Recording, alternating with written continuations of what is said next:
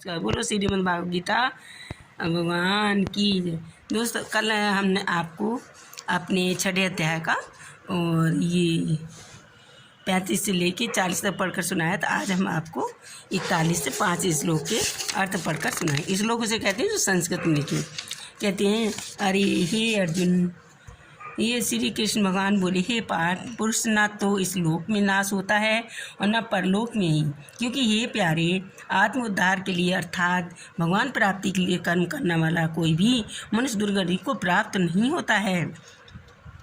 इसीलिए युगभ्रष्ट पुरुष पूर्व जन्मों में लोगों के अर्थात स्वर्ग आदि में उत्तम लोकों को प्राप्त होकर उसमें बहुत ही वर्षों तक निवास के लिए फिर शुद्ध आचरण वाले श्रीमान पुरुषों के घर में जन्म लेता है। इसलिए अथवा वैराग पुरुष और लोकों में न आकर भी ज्ञानवान योगी की कुल में जन्म देता है। पर इस प्रकार का जो मन जन्म है और जो संसार में जन्म निसंदेह अत्यंत दुर्बल है, क्योंकि सबसे पहले शरीर में संग्रह किए हुए बुद्धि संयोग की अर्थात समबुद्धि रूप योग को संस्कारों के अनायास ही प्राप्त होते हैं। इसलिए कुरुनंदन उसके प्रवाह से जो फिर परमात्मा को प्राप्ति रूप सिद्धि के लिए पहले से ही बढ़कर प्रयत्न करता है।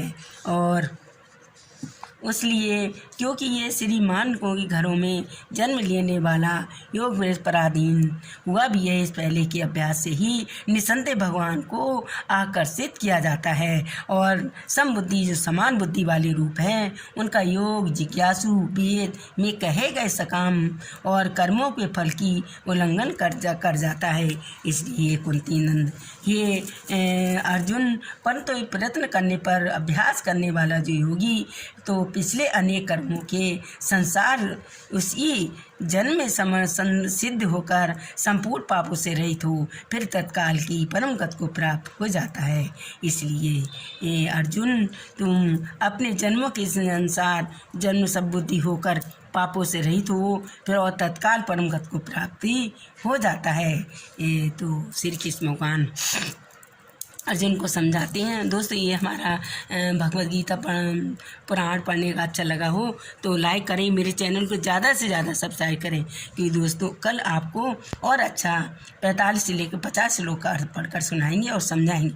दोस्तों अच्छा लगा तो कमेंट में ज़रूर लिखिएगा। बोलो श्रीमद् भगवद गीता।